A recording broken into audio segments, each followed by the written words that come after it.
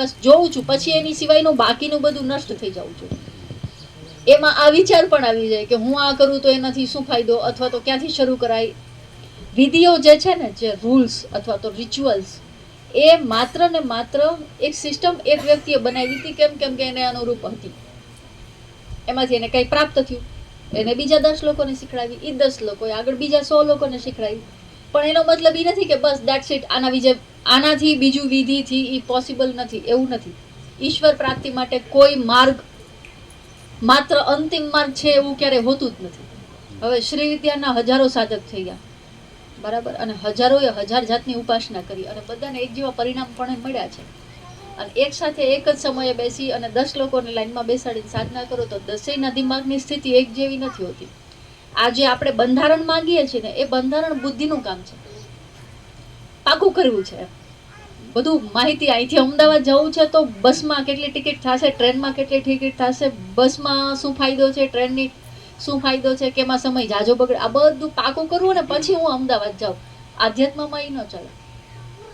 આધ્યાત્મમાં તો બસ ચાલવા માંડવું છે. ક્યાં પહોંચાડવું એ જોશે, ક્યાંથી શરૂ કરવું એ જોશે. આને કહેવાય સમર્પણ. મેં જે વાત કરી ને લલિતા રહસ્યનો ગ્રંથ હરિતાયન ઋષિએ લખ્યો, એના 3 ભાગ છે. પહેલો ભાગ છે ને એ મહાત્મ્ય ખંડ છે. એમાં માત્ર ને માત્ર દેવી લલિતાનું મહાત્મ્ય દર્શાવવામાં આવ્યું છે. ક્યારેય કોઈ દેવી દેવતાઓનું ના હોય ને એટલું મહાત્મ્ય બતાવવામાં આવ્યું છે. એના પોતાના ફળ પણ લખેલા છે કે મહાત્મ્ય સાંભળવાથી આટલા ફળ મળે. પણ એ પહેલું સ્ટેજ છે. શું કામ? હરિતાયન ઋષિ કહે છે કે મહાત્મ્ય ખંડ વાંચશે ને એટલે એને માતાજી એટલે કે માં લલિતા ઉપર પ્રેમ જાગશે, એની ઉપર સમર્પણનો ભાવ જાગશે. પહેલું સ્ટેજ. પછી બીજો ખંડ છે ને એ જ્ઞાન ખંડ છે. પહેલું તો માત્ર સમર્પણ અને હું જે રસ્તે જાઉં છું ને એ કેટલું સક્ષમ છે ને એના ઉપરની શ્રદ્ધા, વિશ્વાસ, આસ્થા બેસાડવા માટે છે. બીજો પગથિયો જ્ઞાન ખંડ છે કે તમે આ વિદ્યાનો ઉપયોગ કેવી રીતે, કઈ રીતે કરી શકો ને એ બીજો ખંડ છે. એનું નામ છે જ્ઞાન ખંડ.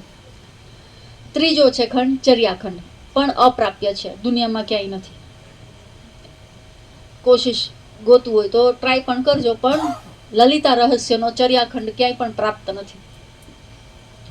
અને એની અંદર શું હતું એમાં લલિતા જ જાણે. કળિયુગ આવતા આવતા એ લુપ્ત થઈ ગયું.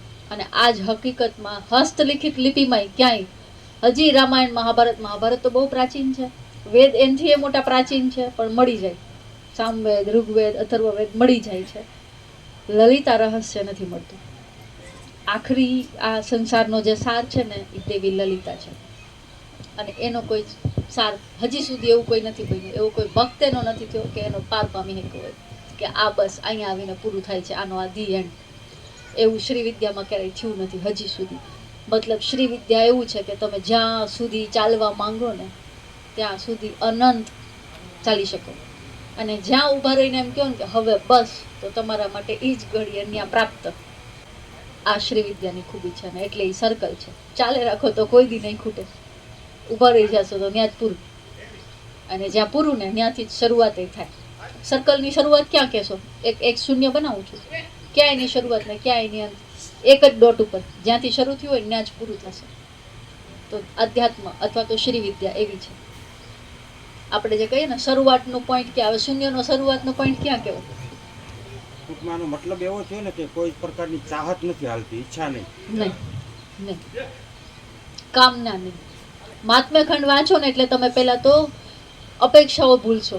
મહાત્મ્ય ખંડનું મહાત્મ્ય જ છે કે તમને નિષ્કામ બનાવશે, માં લલિતામાં આસ્થા અને શ્રદ્ધા વધારશે, તમારી અંદર સમર્પણનો ભાવ. સમર્પણ એટલે હવે એના ચરણોમાં. બધા ભગવાનના ફોટા છે ને જો આમ હોય, એક હાથ આવી રીતે હોય, એક હાથ આમ હોય. અભયદાન આપે અને વરદાન આપે. આ માતાજીના એક 4 હાથ છે પણ દેખાડો તો હું આશીર્વાદ નહીં આપતા હોય? શંકરાચાર્યને કોઈ આવો પ્રશ્ન પૂછેલો હતો.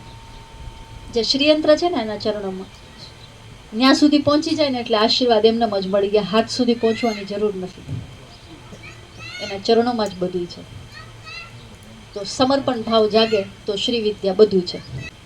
એક હાથમાં અંકુશ છે, એક હાથમાં શેરડીનું ધનુષ છે, અને કમળના તીર છે, અને એક હાથમાં પાસ છે. માં લલિતાના મોહ પાશમાં આખું જગત છે. એને આ બધું બાંધીને રાખેલું છે પાશ, અને એની ઉપર અંકુશ એનો જ છે. આપણને એમ થાય હું કરું છું, આપણાથી કંઈ નથી થતું. એટલે અંકુશ. અને ધનુષ બી રાખે છે, હથિયાર પણ જુઓ કેવું શેરડીનો સાઠો છે, અને બાણે રાખે જ છે, પણ બાણ કેવા છે, કમળના ફૂલ. લાગે કે નહીં? ન લાગે. અને છતાંય બધા એના કયામાં રહે. એના આસન જો, એના સિંહાસનના પાયામાં કોણ બેઠા છે? બ્રહ્મા, વિષ્ણુ, મહેશ અને ઇન્દ્ર. અને શિવ પોતે આસન બનીને સૂવે છે એના માટે. અને એની નાભી ઉપર માં જગદંબા પાર્વતીનું જે એક સ્વરૂપ માં લલિતા બિરાજે છે. આવડી એની સત્તા છે, અને એટલા માટે એની આ રીતની મૂર્તિ છે, આ રીતની છબી છે, એ દર્શાવવા માટે. આ છબીમાં છે, હા, એક બાજુ લક્ષ્મીજી ને એક બાજુ સરસ્વતીજી છે, વીંજણો નાખે છે. પણ એને શક્તિને, કોઈ પણ શક્તિને, માં લક્ષ્મીના ઉપાસક હોવ તો પણ, તમારી કુળદેવીની ઉપાસના કરતા હોવ તો પણ, ભગવતીના કોઈ પણ સ્વરૂપને આરાધતા હોય, માનતા હોય, તો શક્તિ માત્ર ને માત્ર સમર્પણથી મળે. એની ઉપર તમે અંકુશ કરવા જાઓ તો એના એ શક્તિ તમારો વિનાશ કરી નાખે, કેમ કે એ કોઈના અંકુશમાં આવતી નથી.